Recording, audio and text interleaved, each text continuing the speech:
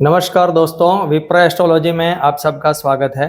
जैसा कि आप सब लोग जानते हैं, मेरे चैनल पर हम एक सीरीज शुरू किया है कि हर एक भाव का स्वामी बाकी के 12 भावों में हो तो एक सामान्य फल क्या देता है। उसमें हम तीसरे भाव तक बात कर चुके हैं। आज हम चतुर्थ भाव की बात कर रहे हैं कि चतुर्थ भाव का स्वामी कुंडली के किसी भाव में हो 12 में से तो एक क्या सामान्य फल प्राप्त होता है। वैसे देखा जाए तो कोई भी भाव का जो फल देखना होता है तो वो सबसे पहले ये देखना होता है कि उस भाव में कौन सी राशि है, उस भाव में कौन सा ग्रह बैठा हुआ है और वो ग्रह उच्च का है, नीच का है, स्वग्रही है, मूल त्रिकोण राशि में है। उसके साथ बाकी के कौन से ग्रह बैठे हुए हैं, क्या उसका प्रभाव रहता है, उस पर किस दूसरे ग्रहों की दृष्टि प्रभाव रहती है, किस नक्षत्र में ग्रह बैठा हुआ है, वगैरह वगैरह बहुत सारी चीज़ें उसके फल कथन में आती है। लेकिन अगर इतना ज़्यादा जाएंगे तो बहुत लंबा वीडियो हो जाएगा, इसलिए हम एक सामान्य फल की चतुर्थ भाव का स्वामी कोई एक भाव में हो 12 में से तो एक सामान्य फल क्या देखने को मिल सकता है। इसलिए वीडियो बहुत लंबा नहीं होगा, आप इस वीडियो को पूरा देखें। छोटे में, कम में, लेकिन बहुत ज़्यादा जानकारी देने का प्रयास कर रहा हूँ। तो सबसे पहले हम चतुर्थ भाव के बारे में, उसके कारकत्व के बारे में बात करें तो जैसा कि हम सब लोग जानते हैं, चतुर्थ भाव जो होता है वो हमारा हृदय स्थान भी कहलाता है, हमारा छाती का हिस्सा है, हमारे फेफड़े, ये सब चतुर्थ भाव दिखाता है। हमारा मन है, हमारी भावना है, हम भावनाएं हैं, हमारी मानसिक शांति, माता, हमारा हाउस यानी घर, गृह, परिवार, वाहन, भूमि, पारिवारिक शांति, सॉरी परिवार नहीं, परिवार तो दूसरा भाव है, लेकिन पारिवारिक शांति यानी मानसिक शांति, भूमि, संपत्ति, शिक्षा और हमारा जो एक इंटरनल हैप्पीनेस जो होता है, सुख, आंतरिक सुख, ये सब चीजें चतुर्थ भाव से ज्यादातर देखी जाती है।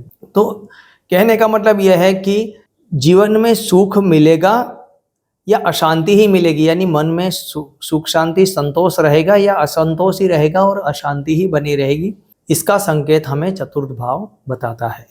अब हम चतुर्थ भाव के स्वामी को अलग अलग भाव में उसका एक क्या सामान्य फल प्राप्त होता है उसकी हम बात करते हैं। तो सबसे पहले चतुर्थ भाव का स्वामी अगर लग्न में हो यानी प्रथम भाव में हो तो जातक माता का दुलारा होता है, यानी माता का प्यार बहुत ही उसको प्राप्त होता है। जातक विद्यावान होता है, धन संपत्ति वाला होता है और मेंटली हैप्पीनेस यानी सुखी होता है। जातक को अपने घर परिवार से विशेष जुड़ाव होता है, उसको अच्छा घर प्राप्त होता है, अच्छा वाहन का सुख प्राप्त होता है और जातक का मनोबल भी बहुत ही अच्छा बना रहता है। अब चतुर्थ भाव का स्वामी द्वितीय भाव में हो तो जातक को पारिवारिक सुख तो बहुत ही अच्छा प्राप्त होता है, किंतु जातक दिखावा करने वाला और बनावटी व्यवहार करने वाला देखा गया है। जातक की वाणी मधुर होती है और जातक के घर में प्रसन्नता भी बनी रहती है। जातक को माता से धन या संपत्ति का लाभ प्राप्त होने की संभावना भी बनी रहती है।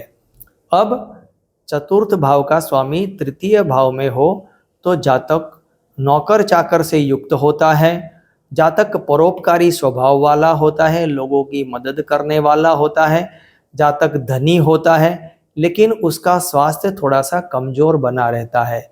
माता के सुख में शायद थोड़ी कमी आ सकती है, मानसिक शांति भी उसकी थोड़ी ठीक नहीं रहेगी, हमेशा टेंशन में उसको देखा जा सकता है। लेकिन भाई बहनों के साथ उसकी अच्छी भी बन सकती है या फिर उसके साथ विवाद भी हो सकता है, यानी भाई बहनों के साथ उसका रिश्ता किसी भी प्रकार का हो सकता है।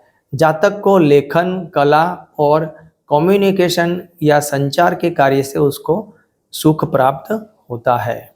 अब हम चतुर्थ भाव का स्वामी चतुर्थ भाव में ही हो यानी वो स्वग्रही हो गया चतुर्थ भाव में, तो यहाँ पर स्वाभाविक है कि बहुत ही शुभ स्थिति हो गई।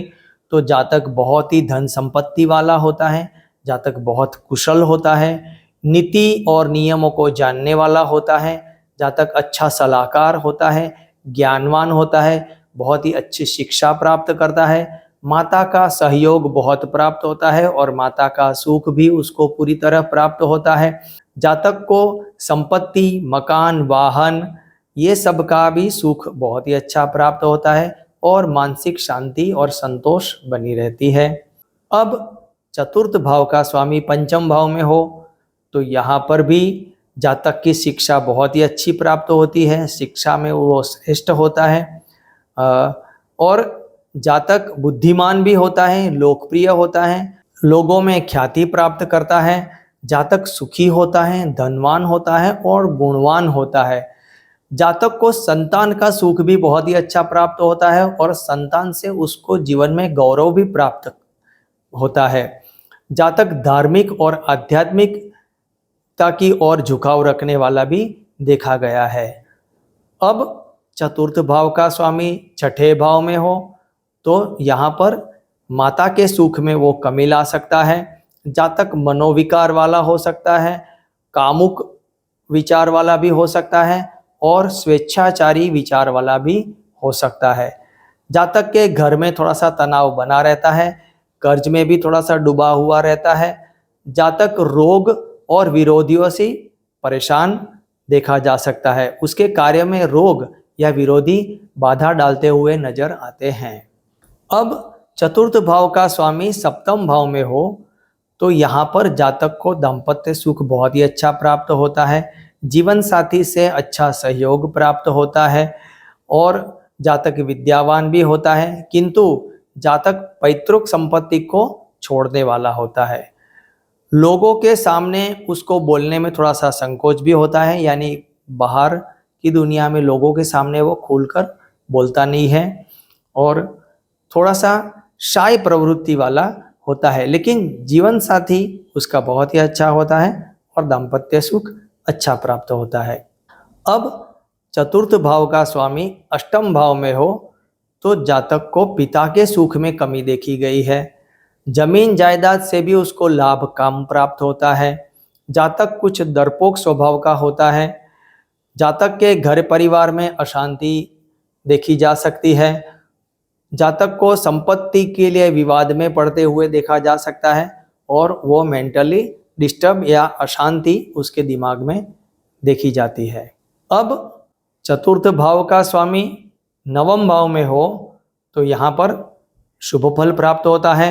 जातक उच्च शिक्षा बहुत ही अच्छी प्राप्त करता है, धर्म से जुड़ा हुआ रहता है, उसके अंदर नैतिकता होती है और प्रामाणिकता भी बहुत ही अच्छी देखी जाती है। जातक लोकप्रिय होता है, लोगों में उसको ख्याति प्राप्त होती है, सुखी होता है, धनवान होता है, गुणवान होता है, भाग्यशाली होता है। माता के आशीर्वाद से उसको तरक्की भी प्राप्त होती है, उसको घर और संपत्ति में वृद्धि होती है, यानी उसको प्रॉपर्टी ज़्यादा होती है, एक की जगह 2 मकान प्राप्त होते हैं, वाहन सुख भी उसको ज़्यादा प्राप्त होते हैं। अब चतुर्थ भाव का स्वामी दशम भाव में हो तो यह भी बहुत ही अच्छी स्थिति है।